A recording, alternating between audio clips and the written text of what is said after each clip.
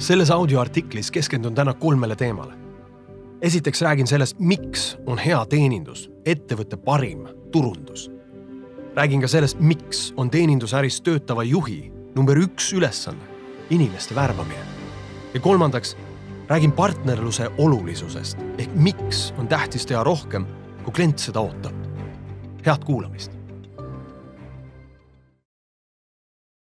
Tegemist on teise osaga 2-osalisest audioartiklite sarjast, mis räägib kliendi 4 peamise vajaduse rahuldamisest, milles on võtmeroll suurepärastel teenindajatel ja teistel eesliini töötajatel, kes ühel või teisel viisil klientidega kokku puutuvad. Kui oled juhina leidnud hiilgava suhtlemisega inimesed, ei ole turundusele vaja enam raha kulutada. Artikli esimeses osas käsitlesin esimest 2 kliendi vajadust, ehk täpsust ja saadavust, ning alustasin näidetega 3. partnerlusest. Partnerluse vajadus on täidetud siis, kui klient tunneb, et teenindaja hoolib päriselt temast kui inimesest, mitte ei täida lihtsalt oma kohustust kaupa või teenust tutvustada ja raha vastu võtta. Hea teenindus on ettevõtte parim võimalik turundus. Üks esimesi asju, mida 10 aastat järjest Tallinna TripAdvisori esikohal olnud restorani omanik Rain Tunger uutelt töötajatel tööintervjuul küsis, oli: kuule, mis sa arvad, miks me oleme Tallinna number 1 restoran? Mille peale vastas enamik inimesi, no, sest Rataskaevu 16 on väga ilus. Seepeale Rain enamasti tänas ja viitas tõsiasjale, et vanalinnas on veel palju ilusaid restorane. Seejärel küsis Rain, mis veel? Mis võib olla meie edusaladus? No, maitsev toit, ütleb entusiastlik kandidaat, kes pingutab kõigest väest, et öelda õiget vastust. Taaskord tänas Rain inimest ja viitas ka nüüd tõsiasjale, et ilmselt on veel Tallinnas palju maitsva toiduga kohti ja järelikult ei saa söök olla peamine põhjus, miks Rataskaevu 16 on klientide hinnangul number 1 restoran. Ma ütlen sulle, mis on meie saladus. Me oleme number 1, sest sina hakkad meie juures töötama. Kõike muud saab kopeerida, kuid meie teenindajate unikaalset soojust ja hoolivust ei saa mitte keegi täpselt sellisel kujul järele teha. Me oleme number 1 restoran, sest meil töötavad esmaklassilised inimesed. Audioartikli esimeses osas rääkisin, et kui kliendid räägivad, et kusagil on hea või halb teenindus, siis tegelikult räägivad nad headest ja halbadest teenindajatest. Seega 1000 TripAdvisori kasutajate kiidusõnad Rataskaevu 16 restoranile on tegelikult kiitus Rataskaevu 16 personalile. Enamik nende negatiivseid kliendi arvustusi on seotud restorani täpsuse ja saadavusega ning 5 tärni arvustused on valdavalt seotud teeninduse ehk partnerlusega. Just sel põhjusel on teenindusäris töötava juhi number 1 ülesanne, inimeste värbamine. Kuna paljud juhid ei tea seda, siis on nende äri nagu õnnemäng kasiinos. Kui veab, siis teenindajad on toredad ja kui ei vea, siis rikuvad nad päevaga võimalik, et 10 klientide kogemuse ja tekitavad ettevõttele halva maine. Ei vedanud. Turundus on see, mida teevad teenindajad. Ei maksa seda juhuse hooleks jätta. Kuid äri ei tohiks olla õnnemäng. See peaks sarnanema rohkem meeskonnaspordi, mitte kasiinos käimisega. Spordimeeskondadel, kus on suurim kontsentratsioon talente, on hea treeneri olemasolul suurim potentsiaal võita. Sama kehtib ka teeninduses. Kui inimesed on värvatud tugevuste põhjal ja neid juhib isiksuse omadustelt sobiv juht, on sellistel meeskondadel Rataskaevu 16 eeskujul suurim tõenäosus võita. Just sel põhjusel ei vaata Rain Tunger personali palkamisel kunagi CV-sid, sest ta teab, et teenindusäris on vaja palgata suhtumist ja treenida oskuseid, mitte vastupidi. 2008. aastal avaldas NFO World Group, organisatsioon, mis tegeleb rahvusvaheliste reklaamikampaaniate efektiivsuse mõõtmisega, ajalehest The Wall Street Journal McDonaldsi tervisetoidu Healthy Meal kampaania tulemused. NFO VG leidis, et 1/3 McDonaldsi kliente, McDonaldsi mõistes hiiglaslik arv inimesi, ei olnud kampaaniaga rahul. Peamine põhjus peitus selles, et kliente ei huvitanud nii väga toit, mis oleks tervislik, vaid nad soovisid oma friikartulite kõrvale ka töötajate naeratust. Kuid naeratust ei olnud. Aastal 2003 koges McDonald's oma ajaloo esimest kvartaalset miinust. See juhtus vahetult pärast seda, kui ettevõtte oli kulutanud ligi $300 miljonit reklaamkampaaniale, mille sõnum oli: me armastame näha sind naeratamas. Võib-olla mäletad We love to see you smile kampaaniat. Kuid irooniline oli, et ükski McDonald'si eesliini töötaja ise ei naeratanud.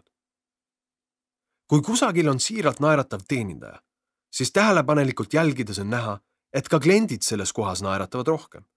Iga inimene, kellega see teenindaja räägib, muutub rõõmsamaks. Ja kui ise selle rõõmu keskel istud, siis muutud ka ise märkamatult rõõmsamaks. Mida rohkem on naeratavaid teenindajaid, seda rohkem on naeratavaid kliente ja seda rohkem tuleb edaspidi ukses sisse neid, kes just naeratust otsivad. Naeratuse olulisust on võimalik süsteemselt meelde tuletada. Sydneys elades käisin tihti hommikuti enne tööle minemist kohvikus, kus teenindajatel oli rinnasildi asemel $5 koos tekstiga: If I don't smile to you, this money is yours. Ehk kui ma sulle ei naerata, saad selle raha endale. Huvitaval kombel kõik teenindajad kogu aeg naeratasid. Ilmselt see oli nende enda raha. Teine mind inspireerinud partnerluse mõte pärineb hotelliketist Westin Hotels, kus 2011 aastal Bangkokis olles elama sattusin. Ei läinud kaua märkamaks, et kõikidel töötajatel oli nimesildile kirjutatud hobi, näiteks Bovi, my passion is music, või Liu, my passion is my family, või Tyler, my passion is my cat.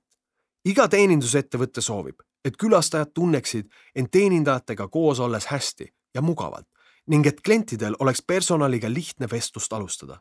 Väike asi, nagu nimesilt, loob külalises, kes tahaks suhelda, kuid ei oska millestki alustada, lihtsa võimaluse, kuidas omavahel jutule saada. Samuti loob see eelduse, et iga hotelli uus töötaja leiaks kiirelt ühise keele olemasoleva personaliga. Mõnes mõttes võib öelda, et partnerlus tähendab pisut enama tegemist, kui klient seda ootab. Eriliselt häiriv on minu jaoks see, kui klient helistab abi saamiseks ettevõttesse, kuid teenindaja soovitab infot vaadata veebilehelt, kus see kõik ilusasti ka kirjas on. Vabandust, aga kui ma tahaksin seda infot veebilehelt vaadata, siis ma ju ei helistaks praegu. Partnerlus tähendab, et kui klient küsib, kas oleks võimalik, siis vastus on 99% kordadest jaa. Oletame, et töötad hotellis ja klient palub reserveerida laua mõne teise hotelli restorani. See, et sa hotelli töötajana seda ilma igasuguse probleemita teed, näitab partnerlust. Kui töötad restoranis ja klient ütleb, et vajab autorehvi vahetamisel abi, siis sa teed endast kõik, et ta selle abi saaks. Ja mis kõige olulisem, kui vähegi võimalik, ära kunagi küsi ekstra pingutuse eest raha. Isegi, kui pingutus läheb ettevõttele midagi maksma, siis see raha tuleb ringiga tagasi. Käisin suvel ühes ehituspoes ja palusin, et parklas kärusid veeretanud töötaja aitaks mul põrandalauad autosse tõsta. Kui olime lõpetanud, tänasin teenindajat südamest, mille peale ütles mees: mis sa niisama tänad, osta vähemalt õlu. Inimlikul tasandil tekkis mul mehe vastu empaatia. Lause oli justkui armas, kuid samal ajal tekkis mul ka süü, kuna mul ei olnud sel hetkel aega talle õlut ostma minna. Olen varem kirjutanud, et mitte ükski kliendi kontakt ei ole neutraalne, vaid alati kas positiivne või negatiivne. See kohtumine ei jätnud minusse kindlasti positiivset tunnet, kuigi kõik eeldused olid selleks olemas. Kui vaid mees oleks minu abistamise suhtes rõõmu üles näidanud. Selle asemel lahkusin süüga, mis ei ole kindlasti tunne, mida ükski klient vabatahtlikult tunda tahaks. Just sel põhjusel peavad töötajad olema koolitatud tahtma igal võimalusel kliente aidata ja teha ekstra samme. See peab olema osa ettevõtte kultuurist ja põhiväärtustest. Partnerluse tipptase pärineb minu jaoks Ron Kaufmanni raamatust Uplifting Service, mis räägib loo Uus-Meremaal tegutsevast turvateenuseid pakkuvast ettevõttest, kes reklaamib end ABCD teenindusega ehk Above and Beyond the Call of Duty, see tähendab kohustusi ületav teenindus. Iga kord, kui ettevõtte tehnik külastab majapidamist uue turvasüsteemi paigaldamiseks või vana hooldamiseks, ei lahku ta võimaluse korral kunagi enne, kui on aidanud maja omanikul lahendada veel vähemalt 2 tööd, millel ei ole turvasüsteemiga mitte mingisugust pistmist. Võimalik, et tehnik parandab kraanikausi, õlitab midagi või aitab parandada katkise akna või tooli. Gallup ütleb tuhandete teenindusorganisatsioonide uurimise järel, et inimesele saab õpetada peaaegu kõiki oskuseid, kuid külalislahkus ehk partnerlus on miski, mida ei ole võimalik õpetada. Seda saab ainult palgata. Värbamiseksperdid teavad, et juhid teenindussektoris ei tohiks mingil juhul inimeste värbamisega tegeleda ainult siis, kui mõni töötaja ära läheb, sest tõenäosus kiirustades vale inimene leida on liiga suur. Just sel põhjusel peaksid juhid olema pideval värbamismissioonil. Kuulen selle lause peale tihti, et häid inimesi ei olegi nii lihtne leidna. Loomulikult ei ole, sest head inimesed on juba kusagil tööl. Just sel põhjusel ongi tähtis kogu aeg värvata ja teha tööpakkumine alati siis, kui keegi jääb oma soojuse ja meeldivusega silma. Kui inimene sulle meeldib, on tõenäoline, et ta meeldib ka klientidele. Soovitan juhtidel teha töötajatele uute inimeste leidmiseks rahaline motivatsioonisüsteem. Iga kord, kui mõni töötaja toob majja sobiva kandidaadi, saab ta näiteks 100 eurot ja kui kandidaat püsib tööl kauem kui 3 kuud, saab soovitaja 200 eurot lisaks. Et see strateegia töötaks, on loomulik, et ettevõttes peab olema kõigepealt loodud töökeskkond, mida inimesed tahavad soovitada. Ehk olemasolev personal peab ettevõtet armastama ja tundma, et inimesed on ettevõttele olulised. Kui ettevõte pakub järjepidevalt kvaliteetset toodet teenust, kui suhtlus on kiire ja lihtne ning inimesed on soojad ja hoolivad, on loodud kõik eeldused selleks, et kliendist saaks teenust ja toodet aktiivselt edasi soovitav püsiklient. Jäänud on viimane kirss tordil, mille olemasolu tagab miljardi inimese küsitluse järgi selle, et kõik tingimused maksimaalseks kliendi rahuloluks on täidetud. Kliendi nõustamine ehk parim võimalik teave ja abi. Iga klient soovib oma raha eest parimat võimalikku ostu ja kliendid vajavad, et keegi neid sellest toetaks. Aitaks jõuda selgusele oma tegelikus vajaduses, näha nüansse, millele klient ise ei ole mõelnud ja võimalik, et pakuks välja hoopis teistsuguse lahenduse. Just sel põhjusel investeerivad tippteenindusorganisatsioonid sadu tunde töötaja koolitustesse, et klient kogeks nende personali kui oma valdkonna absoluutseid eksperte. Samuti on äärmiselt ebaeetiline lasta kliendil teha ostuotsus, mis teda tegelikult ei teeni, puhtalt müüja laiskusest süüvida kliendi vajadusse ettekäändel, aga klient ju ei küsinud seda. Ühel minu koolitusel osalenud naine rääkis loo sellest, kuidas ta läks elektroonikapoodi sooviga suvilasse külmik osta. Plaan oli soetada võimalikult väike ja odav külmik. Tööl sattus aga olema müüja, kes võttis vaevaks täpsustada, miks klient just sellist külmikut vajab. Klient selgitas, et külmik läheb suvilasse, kus veedetakse vähe aega ja sel põhjusel on praktiline soov osta odav ja väike külmik. Teenindaja oli selle peale küsinud, et kas suvilas on ka marjapõõsaid. Klient vastas jaatavalt. Seepeale uuris müüja, et kas kliendil on kombeks neid marju ka talveks sügav külmutada. Klient vastas taaskord jaatavalt. Kui müüja selle peale külmiku ukse avas, et näidata selle olematut külmakambrit, mõistis klient hetkega, et see, mida ta tegelikult vajas, oli kapp, kus oleks suurem sügavkülma osa. Lugu lõppes sellega, et klient ostis endale hoopis jääkirstu. Tegemist on klassikalise nõuande olulisust demonstreeriva näitega. Kliendil on peas idee, mille professionaal aitab muuta tegelikuks vajaduseks. Nagu oodata võib, ütles lugu jutustanud naine, et praeguseni teeb ta kõik olmeelektroonika ostud samast kauplusest. Tal on nüüd kauplusega oma personaalne lugu, mida teistele rääkida. Kõikidele meeldib jagada positiivseid lugusid oma elust. Sellel lool on veel üks oluline sõnum. Klient, kes poodi astub, teab ilmselt üht-teist sellest, millega ta ise tööalaselt igapäevaselt tegeleb. Kuid keegi ei saa olla ekspert kõiges. Tolmuimejates, autoreffides, tünnisaunades, spordijalatsites, audiotehnikas, rendikorterites, müügikoolitustes, kunsttaimedes ja nii edasi.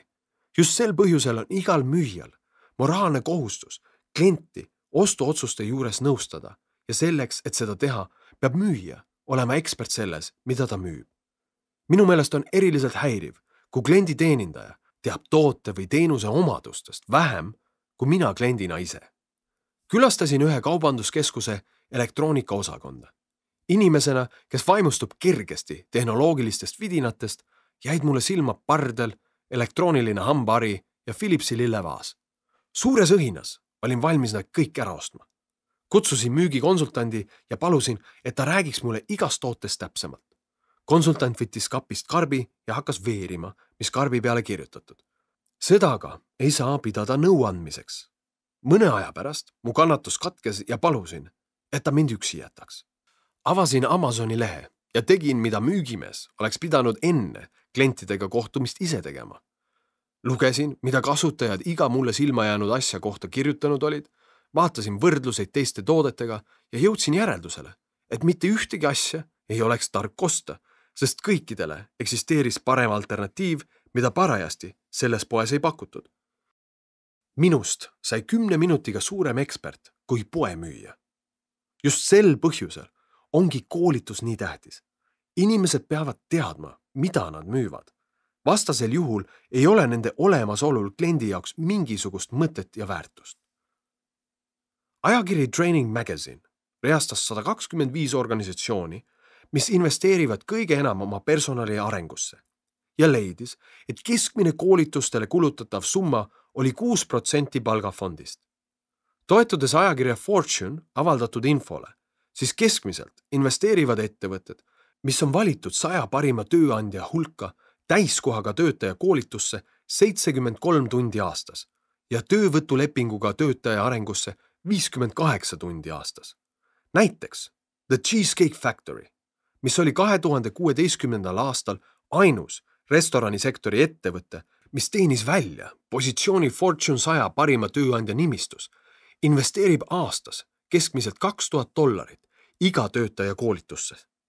Tulemus on see, et kett teenib keskmiselt $1000 ruutmeetri kohta, mis on enam kui 2 korda sama palju sektori keskmine. Üks suurepärase teeninduse poolest tuntud maailma juhtivaid teenindusorganisatsioone Starbucks, mis avab iga päev viimased 27 aastat järjest keskmiselt 2 uut kohvikut, sulges 2016. aastal 3 tunniks 7000 kohvikut, et täiustada oma teenindajate espresso valmistamise oskuseid. Ettevõte tegi midagi, mis on lühiajaliselt ilmselgelt väga kulukas, kuid mis positsioneerib pikas perspektiivis ettevõtte töötajad, klientide silmis ekspertide staatusesse ja tagab seeläbi konkurentsieelise. Klienditeeninduskuru Mika Solomon on öelnud, et klienditeenindus on mõneti nagu seks. Me vajame vaid mõnda minutit, et suures pildis mõista, kuidas asi käib, kuid vajame tervet elu, et muutuda meistriks igas detailis. Ja kindlasti ei ole võimalik meistritaset saavutada, kui harjutame üksi. Gallup väidab, et selleks, et müügiinimene või teenindaja saaks pakkuda nõu, peavad olema täidetud 6 eeltingimust. Esiteks, et kellegi nõu tõsiselt võtta, peame me nõuandjat kõigepealt usaldama. Just sel põhjusel eelnebki nõuandele hulk tööd, mis algab õigest värbamisest. Inimesed peavad olema meeldivad ja soojad ehk demonstreerima oma olemusega partnerlust. Teine eeltingimus on see, et müüja või teenindaja või konsultant peab tundma tooteid ja teenuseid läbi ja lõhki, olema neid ise kas proovinud ning teadma ka konkureerivate toodete eripärasid. Selleks on vaja tootekoolituste süsteemi. Teenindaja ei saa müüa veine, kui ta ei mõista veinimaailma nüansse. Samuti on kasulik luua kliendi tagasiside fail, kus on Amazon.comi kaudu või oma enda poe klientidelt kokku kogutud tootespetsiifiline tagasiside. Kolmandaks, müüja või teenindaja või konsultant peab teadma tundma toote ja teenuse üle uhkust. Kui hotelli külastajad arvavad, et spa on aegunud ja samalaadne negatiivne tagasiside peegeldub madalates TripAdvisori reitingutes, siis tunnevad töötajad toodete soovitamisel piinlikkust ja väldivad selle tegemist, suunates kliendi konkurentide juurde. Samal ajal on täiesti ilmselge, et me soovitame aktiivselt tooteid, millele me oleme isiklikud fännid. Ostsin hiljuti Euronixi poest tolmuimeja, kuna müüja õhin ja isiklik kogemus konkreetse mudeliga oli lihtsalt nii ilmselge, et mõne teise tolmuimeja ost oleks tundunud jabura otsusena. Fännil on selgelt teine mõjujõud kui suvalisel müüjal. 4. Müüjal, konsultandil peavad olema sobivad isikuomadused.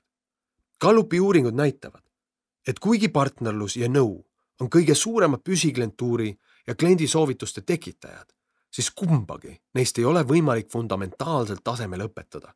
Partnerlus ei ole tehnika ega nipp, vaid tähendab oma essentsilt, loomupärast, inimestest hoolimist.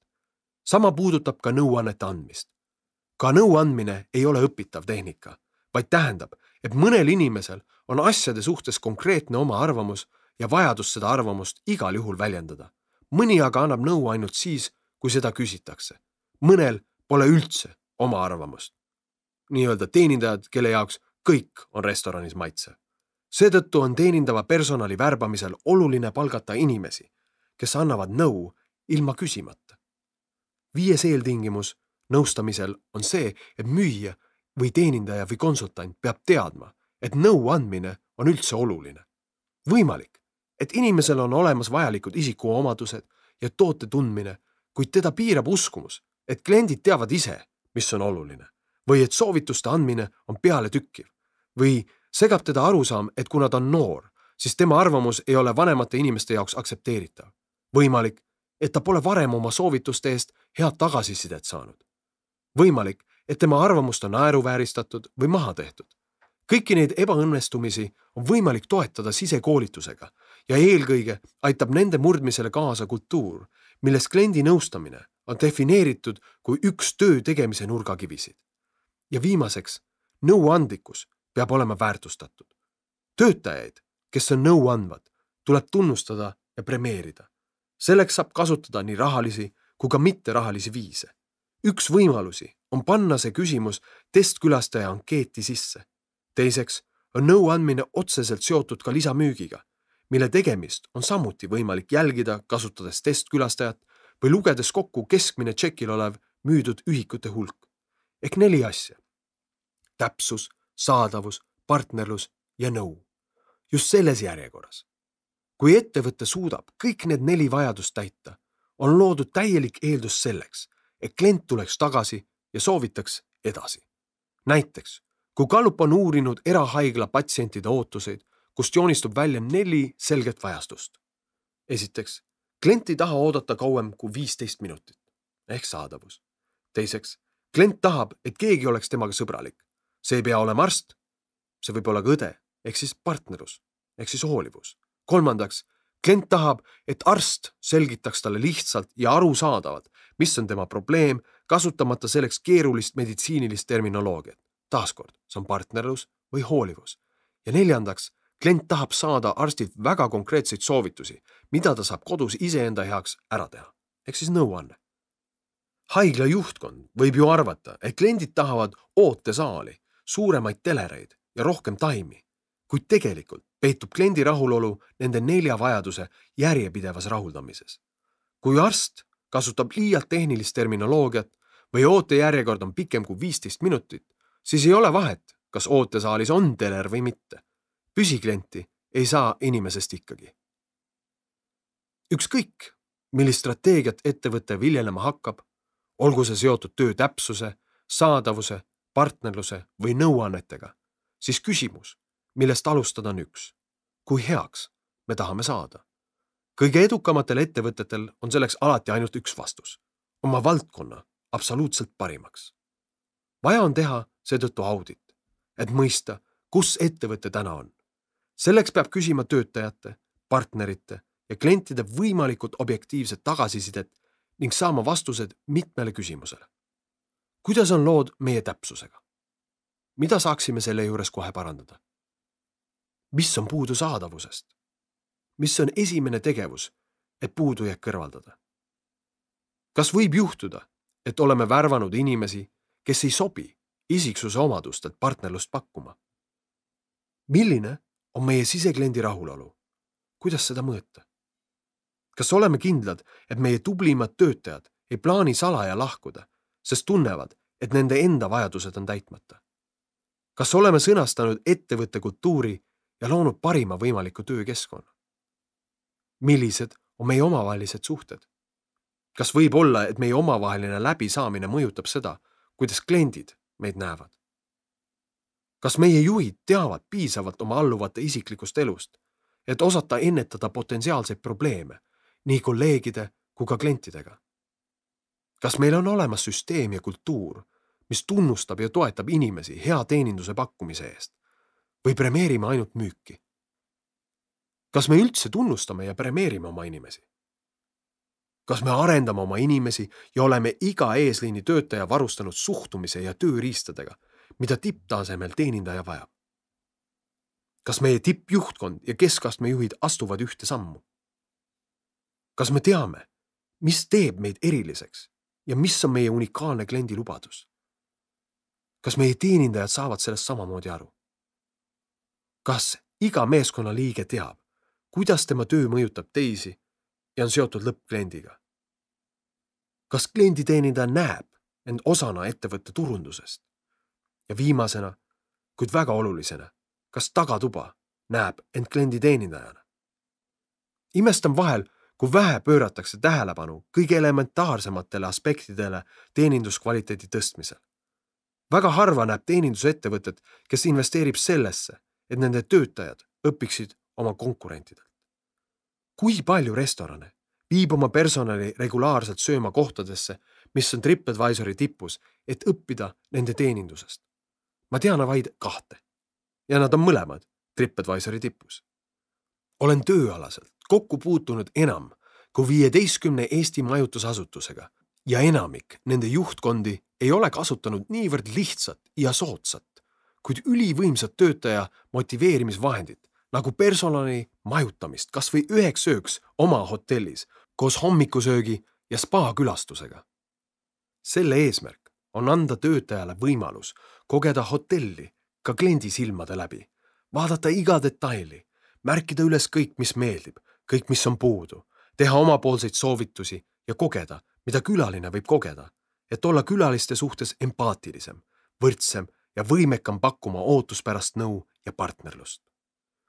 Ühe ettevõtte juht ütles, kui ma saaksin elimineerida iga viimsegi inimliku kokkupuutepunkti kliendiga, siis teeksin seda. Iga kontakt meie töötajaga on järjekordne võimalus midagi ära rikkuda. Asendaksin kõik inimesed masinatega, sest siis on võimatu eksida. Kuigi selles mõttemudelis on suur osa tõtt, siis milline see maailm välja näeks? Efektiivne, puhas, toimiv, aga lõputult tühi ja emotsioonitu. Sellest puuduks hing. Jah, annetelt mitte sobivad, alamotiveeritud, halvasti juhitud teenindajad rikuvad kogemuse, kuid suur osa teenindajaid loob iga päev üle maailma inimestele unustamatuid elamusi. Inimesed käivad Rataskaevu 16 restoranis just teeninduse pärast. Kui teenindajad on õigesti värvatud, motiveeritud ja treenitud, siis vastupidiselt ülalmainitud loole on iga kontakt järjekordne võimalus teha midagi just hästi. Selle asemel, et inimeste pealt kokku hoida, tuleks mõista, et inimesed ongi konkurentsitingimustes ainus, millele äri orgaaniline kasv ehk käive, mis tekib olemasolevalt kliendilt enama raha teenimisega, saab toetuda. Uuringufirma Walker avaldas raporti, mis näitas, et kliendi elamus on eristumiseks olulisem kui hind või toode. Nõudlus teeninduse järgi muutub iga aastaga üha suuremaks, sest esiteks, tehnoloogia okupeerib järjest suurema osa inimeste tähelepanust ja mingi hetk tekib inimestel tohutu vajadus inimliku kontakti järgi, päris puudutuse, päris naeratuse, päris soojuse järele. Ja teiseks, kuna tehnoloogia muutub ise järjest teenindavamaks, siis ei tohi tekkida olukorda, kus minu telefon teenindab mind paremini kui elav inimene. Võtame näiteks Siri. Siri on Apple'i tarkvara, mille abil saab inimene oma häält kasutades suhelda oma telefoni, arvuti või autoga.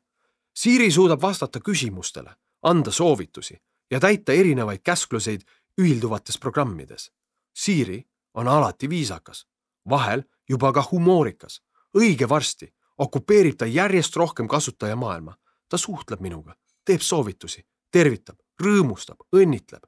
Temast saab paljude jaoks kaaslane, kellega nad ärkavad ja hääl, kes neid unejutuga magama paneb. Sel põhjusel ongi minu sügav veendumus, et lähitulevikus tekib 2 väga selgelt eristuvat ärimudelit. Säästule, hinnale ja kiirusele rajatud mudel ning teenindusele rajatud luksusmudel, mis on samaaegselt ka efektiivne. Mõlemad mudelid teenivad raha, kuid esimene mudel ei saa kunagi järgi kopeerida teise mudeli eduvalemit. Tekivad näiteks väikesed nišitoidupoed, kus on tööl hoolivad ja pühendunud teenindajad, kellelt inimesed ei osta, kuna see on kiirem, vaid nad ostavad, sest poes käik on elamus, mis rikastab nende päeva ja elu. Eriti meil, siin külmas riigis, kus väline laadija vähese päikese tõttu on puudu, muutuvad oluliseks kohad ja inimesed, kes aitavad patareisid laadida inimliku soojuse abil. Panustades just nüüd teenindusse, võid olla kindel, et teed igal juhul midagi, mis on tulevikutrende jälgides kõige kasulikum ja ka õigem. Ma loodan siiralt, et selle audioartikli kuulamine oli sinu jaoks väärtuslik aeg. Ja kui see nii oli, siis kutsun sind ka kuulama minu täispikka audioraamatut Ratsionaalne emotsionaalsus, tugevad tulemused pehmetest tegudest, mille info ja lingi leiad minu kodulehelt alarojastu.com.